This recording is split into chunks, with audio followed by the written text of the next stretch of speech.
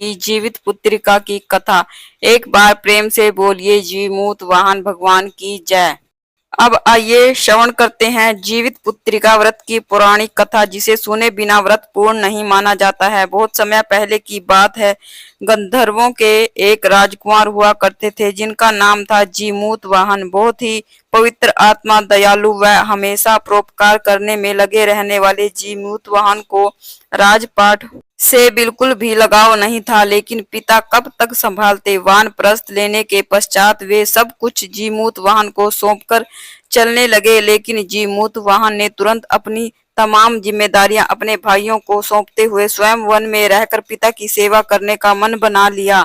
अब एक दिन वन में भ्रमण करते करते जीमूत वाहन काफी दूर निकल आए। उन्होंने देखा कि एक वृद्धा काफी विलाप कर रही है।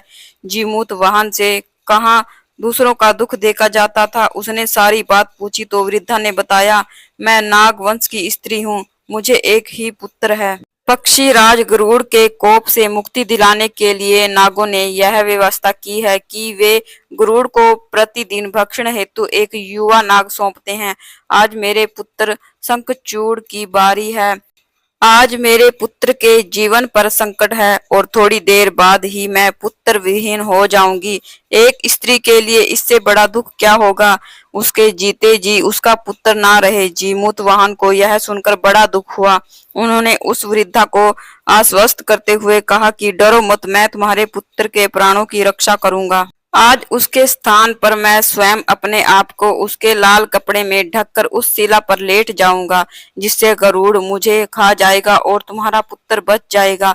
इतना कहकर जीमूत वाहन ने शंखचूड़ के हाथ से लाल कपड़ा ले लिया और उसे लपेटकर गरुड़ को बलि देने के लिए चुनी गई वेद्यशिला पर लेट गए। अपने समय पर गरुड़ बड़े वेग से आया और वे लाल कपड़े में ढके जीमूत वाहन को पंजे में दबोचकर पहाड़ के शिखर पर जा बैठ गया।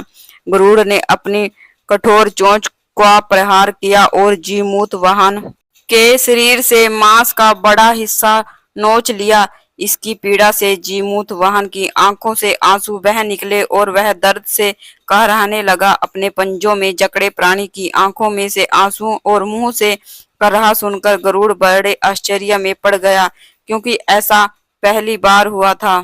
उन्होंने जीमूत वाहन से उनका परिचय पूछा। जीमूत वाहन ने सारा किस्सा कह सुनाया कि कैसे एक स्त्री के पुत्र की रक्षा के लिए वह अपने प्राण देने आया है। आप मुझे खाकर अपनी भूख शांत करें। गरुड़ उनकी बहादुरी और दूसरे की प्राण की रक्षा के लिए स्वयं का बलिदान देने की हिम्मत से बहुत प्रभावित हुए। उन्होंने स्वयं पर पछतावा होने लगा। वह सोचने लगे कि यह एक मनुष्य है जो दूसरे के पुत्र की रक्षा के लिए स्वयं की बलि दे रहा है, और एक मैं हूँ जो देवताओं के संरक्षण में हूँ, फिर भी दूसरों की संतान की बलि ले रहा हूँ। उन्होंने जीमूत वाहन को मुक्त कर दिया। गरुड़ ने कहा, हे उत्तम मनुष्य, मैं तुम्हारी भावना और त्याग से बहुत प्रसन्न हूँ। मैंने तुम्हारे शरीर पर जो घाव किए हैं उसे ठीक कर देता हूँ। तुम अपनी प्रसन्नता के लिए मुझसे कोई वरदान मांग लो। राजा जीमूत वाहन ने कहा कि हे पक्षीराज, आप तो सर्वसमर्थ हैं। अगर आप प्रसन्न हैं तो और वरदान देना चाहते हैं तो आप सर्पों को अपना आहार बनाना छोड़ दें। आपने अब तक जितने भी प्राण लिए हैं उन्हें जीवन प्रदान करें। गरुड़ ने सबको जीवन दान दे दिया और नागों की बलि ना लेने का वरदान भी दिया। इस प्रकार जीमूत वाहन के साहस से नाग जाति की रक्षा हुई। गरुड़ ने कहा, तुम्हारी जैसी इच्छा वैसा ही होगा। हे राजा, जो स्त्री तुम्हारे इस बलिदान की कथा सुनेगी और विधि पूर्वक व्रत का पालन करेगी, उसकी संतान मृत्यु के मुख से भी निकल आएगी। तब से ही पुत्र की रक्षा हेतु जीमूत वाहन की पूजा की प्रथा शुरू हो गई। ये थी जीमूत वाहन की कथा।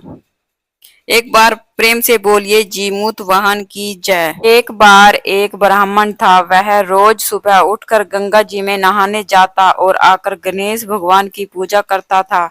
उसकी पत्नी को यह पूजा अच्छी नहीं लगती। वह रोज ब्राह्मण से कहती कि तुम सुबह सवेरे ही पूजा करने बैठ जाते हो, मैं घर का काम काज कब करूं। ब्राह्मण उसकी बात को अनसुना कर देता। एक दिन ब्राह्मण गंगा जी में नहाने गया। पीछे से उसकी पत्नी ने गणेश जी की मूर्ति को छिपा दिया। ब्राह्मण ने आकर पूछा, मेरी गणेश जी की मूर्ति कहाँ गई? तब ब्राह्मणी ने कहा, मुझे नहीं पता कि आपकी मूर्ति कहाँ है। उस दिन ब्राह्मण ने खाना नहीं खाया और कहा, मैं तो गणेश भगवान की पूजा करके ही खाना खाऊंगा। ब्राह्मणी ने ब्राह्मण को बहुत समझाया कि खाना खा लो। ब्राह्मण ने खाना नहीं खाया और वह रोने लगा।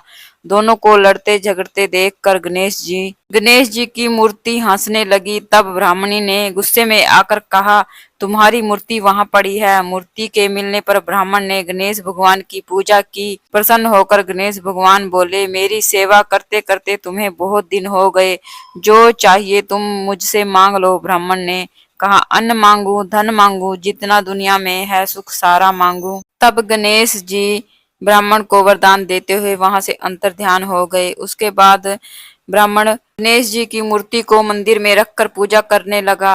धन धान्य से भरपूर होने के कारण ब्राह्मणी के मन में लालच आ गया। वह भी गणेश भगवान की पूजा करने लगी। उसके बाद ब्राह्मणी ने ब्राह्मण से बोलकर गणेश जी की मूर्ति को घर में ही स्थापित करवा दिया और वह भी गणेश भगवान की पूजा करने लगी। इस प्रकार दोनों पति पत्नी बहुत प्रेम से गणेश भगवान की पूजा करने लगे। हे गणेश भगवान, जैसे आपने ब्राह्मण और ब्राह्मणी को दिया वैसा सबको देना। कहानी अधूरी हो तो पूरी करना, पूरी हो तो मान करना। बोलिए गणेश भगवान की जय। अगर आपको कथा अच्छी लगी है तो मेरे चैनल को सब्सक्राइब कीजिए और वीडियो को लाइक कीजिए। कमेंट बॉक्स में जीमूत वाहन की जय जरूर से लिखें। ऐसी ही रोचक कथाएं सुनने के लिए मेरे चैनल को सब्सक्राइब जरूर कीजिए। फिर मिलते हैं। राधे राधे।